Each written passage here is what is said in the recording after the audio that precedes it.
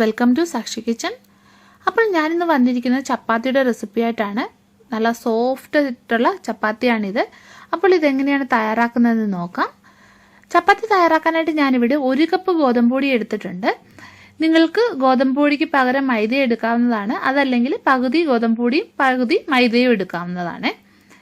ഇത് നമ്മൾ കൈകൊണ്ട് കുഴയ്ക്കുകയോ പരത്തുകയോ ഒന്നും തന്നെ ചെയ്യാതെ നല്ല സോഫ്റ്റ് ചപ്പാത്തി തയ്യാറാക്കിയെടുക്കാൻ പറ്റും.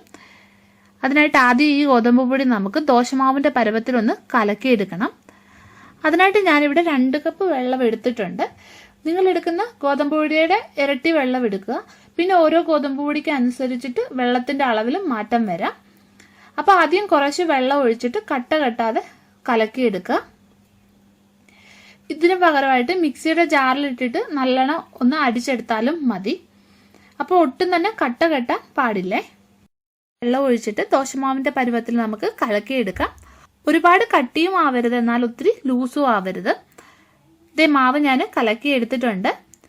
ഇനി ഈ ദോശമാവിലേക്ക് ആവശ്യമായിട്ടുള്ള ഉപ്പ് ചേർക്കാം. പിന്നെ വേണ്ടത് 1 ടീസ്പൂണ് പഞ്ചസാരയാണ്.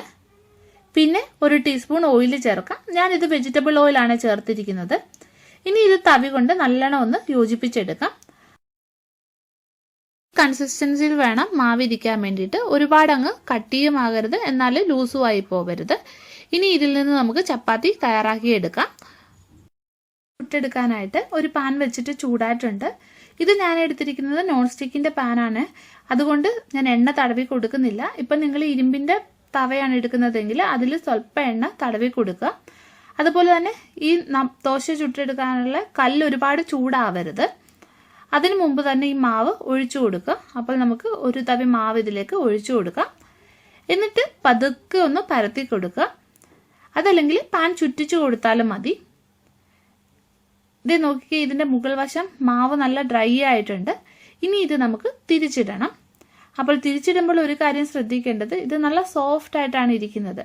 അതുകൊണ്ട് പൊട്ടിപ്പോകാതെ തിരിച്ചിടുക. ഇത് പൊട്ടുകയാണെങ്കിൽ ഇത് നല്ലോണം പൊന്തി വരത്തില്ല. ലോ ഫ്ലെയിമിൽ ഇട്ടിട്ട് വേണം ഇതാദ്യം ചെയ്യാനേ. ഇനി ഇത് നമുക്ക് ഒന്നുകൂടെ തിരിച്ചിടാം. ഇനി ഇതിൻ്റെ ഫ്ലെയിം നമുക്ക് മീഡിയം ആക്കാം. ഇനി ഇത് ചട്ടുകം വെച്ചിട്ട് അല്ലെങ്കിൽ നല്ലൊരു കോട്ടൺ തുണി വെച്ചിട്ട് ഒന്ന് അമർത്തി കൊടുക്കുക. തിരിച്ചും മറിച്ചും ഇട്ടിട്ട് ഇങ്ങനെ അമർത്തി കൊടുക്കുക. ഇനി ഇത് ആയിട്ടുണ്ട്. ഇനി ലോ ഫ്ലെയിം ഒന്ന് കൂട്ടി കൊടുക്കാം. ഇനി ഇതിലേക്ക് എണ്ണയോ നെയ്യോ പുരട്ടി കൊടുക്കാവുന്നതാണ്. അപ്പോൾ ചപ്പാത്തി നല്ലോണം ഒന്ന് പൊന്തി വന്നിട്ടുണ്ട്. നല്ല സോഫ്റ്റ് ആയിട്ടുള്ള ചപ്പാത്തിയാണ്.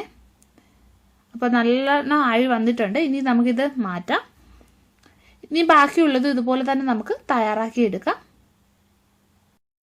ഓരോ പ്രാവശ്യവും ഇത് ചുട്ടെടുക്കുന്ന സമയത്ത് സ്വല്പം വെള്ളം തളിച്ചിട്ട് ഈ ദോശക്കല്ലിൻ്റെ ചൂടൊന്ന് ക്രമീകരിക്കണം. നല്ലോണം ചൂടായി കിടക്കുന്ന കല്ലിൽ മാവ് ഒഴിക്കരുത്. അങ്ങനെ ചെയ്യുകയാണെങ്കിൽ ഇത് നല്ലോണം ഒന്ന് പൊന്തി വരത്തില്ല.